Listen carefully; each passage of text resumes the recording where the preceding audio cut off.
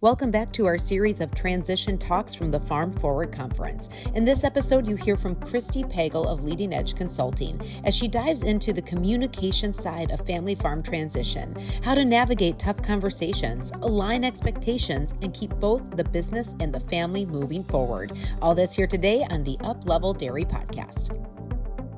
Welcome to the Up-Level Dairy Podcast. This is the podcast for dairy producers and professionals who are committed to moving our industry forward. I'm Peggy Coffeen, and each week we bring you the leaders, the lessons, and real-world stories from the people who have built the dairy business we know today and those who are shaping its future.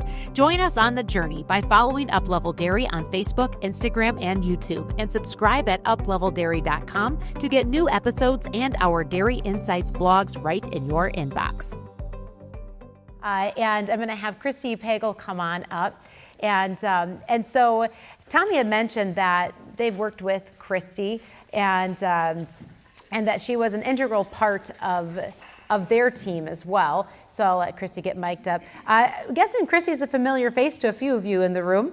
Local gal based out of the Chilton area. So perhaps you know Kristy from, if you're local, you might know her from Just For You Flower and Gifts from the flower shop in town. Once in a while you'll see her there. But Kristy really has built a business and a reputation for sitting down with teams, with families, with businesses, and helping them lead through difficult conversations. So what does that mean? What does that mean to be that facilitator? Sometimes it means that when you're at the table, all the tools are there, but you may just need someone to help bring out the different perspectives, the quiet person at the table, of knowing when to speak, when to hold back. And you know what? Those things can be really difficult to do on your own. And that's where Kristy has created Leading Edge Consulting to lead those conversations and to be able to do that. And so with that, Kristy Pagel, welcome to the stage here at Farm Forward. Thanks, Peggy. Like Peggy said, one of the opportunities I've had throughout my career is to get to facilitate a lot of discussions. I think oftentimes back to the very first team meeting that I chose to put together, and it was around milk quality in a dairy that I worked with. The veterinarian very clearly stated to me, you will not bring people together at the table to solve a situation, and that was probably the fuel of my why. Why do we need to have conversations, and why do we need to have the right people around the table? And so that's really what I get to do a lot, day in and day out, in addition to doing some individual coaching as well. And Kristy, do you want to maybe also explain a little bit of the work that you've done with Swiss Lane and Tommy's family? As he alluded to earlier, the call to Kristy doesn't always come proactively. Sometimes it comes in a time of conflict and need. But can you just walk through what this relationship has been and also how it's evolved? Yeah, so you're exactly right. Usually the phone call I get is not, everything's going really good, and hey, we just want to hang out with you. We do Although that. You are a good time. I am. I do like to have a good time, yes. And we should always do that, right? That's very important when throughout the course of the journey you're on, when it comes to succession planning, you do need to schedule time for fun, okay? So let's not sell that short, because this topic is a heavy topic. But oftentimes, yes, I am asked to come in when we're stuck, there's been a crisis, and or, God forbid, there's been a death or a divorce or something like that. So I like to say sometimes the more complex it is, the better the challenge, the more I like to sign up for those types of things. And so, as Tommy shared, they were just stuck. They were a little bit stuck, okay? There really was not a crisis. There really was just a moment of being in neutral and being stuck. Really what it's about is having someone who can be very knowledgeable in understanding the process that it takes to get unstuck, and then also the willingness to listen to those who are involved, establish what it is that it's going to take to go forward, and then hold those individuals accountable to what we're going to do. And so it often really, in many ways, starts with just conversations with each generation, not with the other generation, because they're going to share more with you. And then, as Tommy said, it is really about being aligned amongst your generation of what it is you want, no different than Elaine talked about this morning. One generation wants to know what your plan is. The other one is just waiting for you to share the plan. If you're not aligned in your generation, they're not handing over the keys. They're not, because they know that you're not connected together. And so for me, it's very important to be able to hear those voices. It's to be able to understand what the situation is, and then how do we get unstuck, and how do we navigate that forward? And Kristy, you've been talking here about the planning part, right? And the plan that needs to be articulated and communicated. But there's a piece that it came up a little bit with Elaine this morning, but I know it's one that you end up working with a lot, and that's purpose. And when I say purpose, this is looking at particularly at the senior generation and helping them to define their purpose and who they are when they are not that day-to-day lead person on the farm. Is this something that you run into with families and businesses that you work with? 99% of the time, yes. I like to explain it to the younger generation like this. If your parents or your uncles or your aunts have done nothing else other than wake up, walk out the door, and go to the barn every day, or go to the shed, or go to the tractor, come back in for lunch, take a nap, go back out, come back in for supper, and go to bed, they know nothing else. And so you have to start to think about what's next. If they don't have other hobbies, if they don't have other activities that they do, if they haven't expressed what their other desires in life might want to be, you have to help them get that curiosity of things that are still on their list that they might want to do. And so being able to have that curiosity to ask, hey, what's something that you always thought you would do but you've never done? Or on the flip side of that is I love asking the question, what's the last thing I can take away from you if you were to hang on to it? Mm-hmm. Particularly because I always want to be in that chopper, and I want to be the one to make sure that I'm the operator. Don't go there first. That's the last thing to take away from your dad. Yep. So it's really about, that curiosity. It's about asking them what it is they think they might want to do. And obviously, one of the answers you might get is I don't want to do anything else but this. Then how do you reposition the farm so that they can continue to do that, but a little differently, potentially? Yes. Thank you for elaborating on that, Kristy, that sense of purpose, which is essentially the part of the planning that we don't always get to, right? Is making sure that there is a clear path for what life looks like for that senior generation as they start to exit some of the duties that were theirs, as you said, sometimes for their entire lives.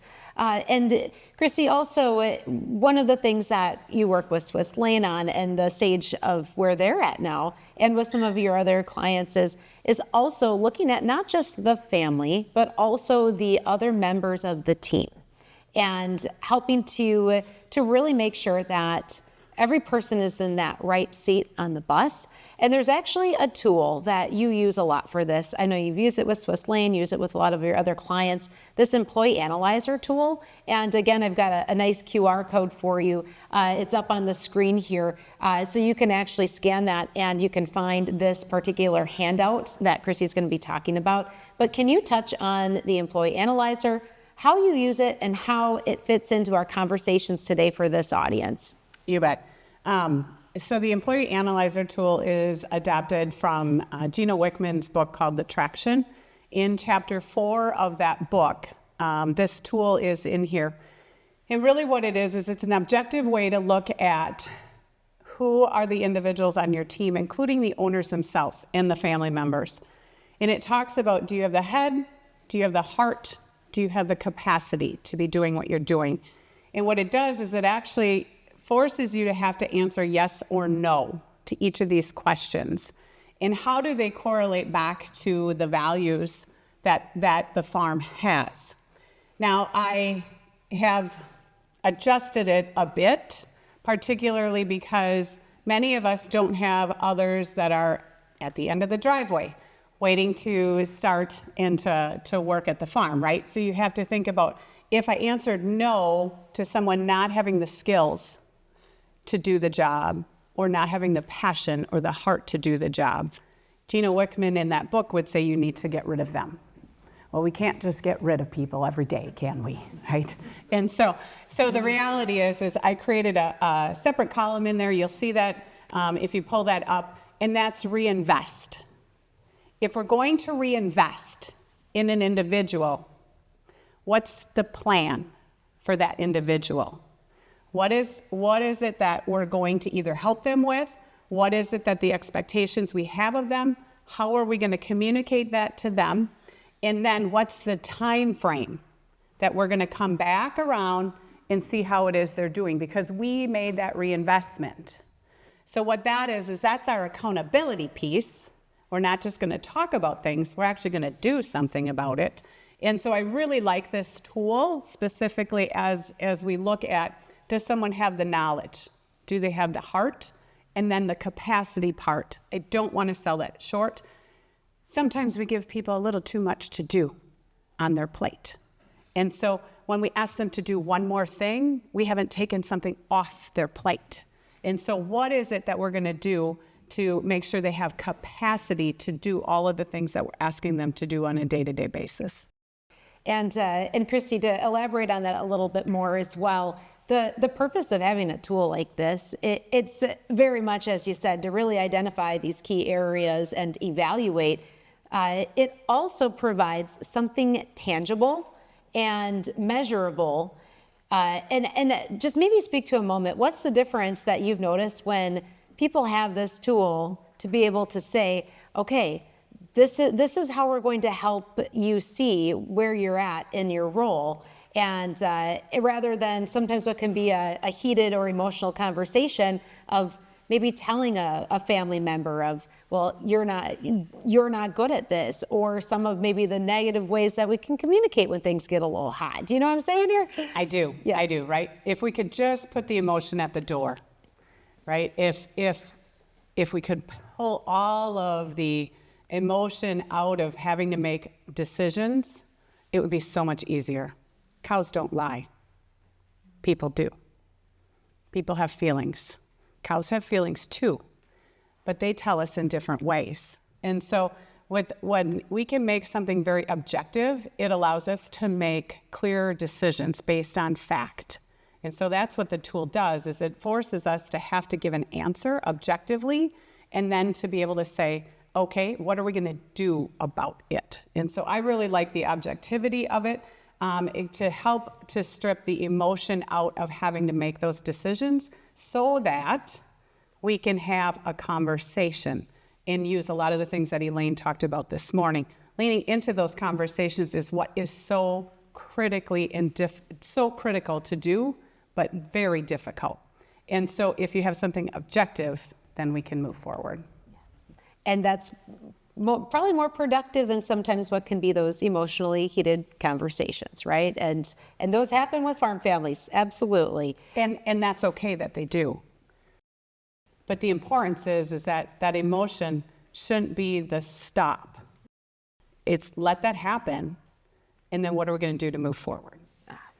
And Kristy, in our last couple of minutes of our short Q&A here, my one question for you is, when you talk about, and let's go back to this employee analyzer tool, story time. Can you share a story of how you've used this on farm to help them get unstuck or to have a hard conversation, perhaps even with a family member, and how that was able to move them forward? Yeah, Tommy made me promise I wouldn't throw him under the bus, so I have to think about a different client. Now, it's a tool we use all the time, right? But many of us will oftentimes have a family member who isn't pulling their weight, and or they're not necessarily living up to the expectations that we have or the role description that we initially had for them. And so what we can do is we can very objectively do a couple of things. One, we can evaluate them, but what I really like doing is actually having them evaluate themselves. And that fosters the conversation. So not only are you doing it, but you're also asking them to do it. And oftentimes what I'm finding is that, for example, the feeder, he's not quite sure, he's not living up to our expectations, right? So, it's about how do I start that conversation? And if we have them go through and say, do I have all the skills and the talent to do the job? Most times, yes. Do I have the heart and the passion to be doing what I'm doing anymore? When you ask somebody that question, they have to think about it. And oftentimes they're actually more honest than you realize. But nobody ever asked them that question. Maybe they're burnt out. Maybe they're just tired of doing that job. But they think that they owe it to the farm to do that job. And so it opens the door or that window of opportunity for the conversation if you ask them to also complete the employee analyzer tool. And then the other part is the capacity. Think about that. Like, it's a great opportunity to open the door for a conversation to be had about, you know what, my plate's just full. I can't add one more thing. Or sometimes that's when the blow up happens, right? But the point here is use the tool to open the door for the conversations to be had, and not just one way. Have them fill it out so you can have a two-way conversation. Well, thank you so much, Kristy. And 20 minutes is never enough with Kristy, but make sure that the questions that this conversation has sparked, you can go ahead and put those into the Slido app so that we can address those with our full panel following. And so, Kristy, thank you so much. Join me in thanking Kristy. This was just one of the transition talks recorded at the Farm Forward Conference held last month at the Farm Wisconsin Discovery Center in Newton, Wisconsin. A big thank you to all of our panelists: Will McKinley of Men Law, Tommy Ersch of Swiss Lane Farms, Kristy Pagel of Leading Edge Consulting, and Steve Bodart of Agri-Growth Solutions for sharing their expertise on the legal, financial, and communication side of family farm transition. If today's conversation sparked ideas for your own farm, stay tuned. We will be releasing a full hour-long panel episode later this week, featuring all of these experts, plus family farm coach Elaine Fraze. Also, thank you to all of our sponsors for the Farm Forward Conference, including Zoetis, CP Feeds, CMEX, Nicolet National Bank, Greenstone Farm Credit, Central Star, and Valley Vet, as well as Agri-Growth Solutions, Men Law, and Leading Edge Consulting.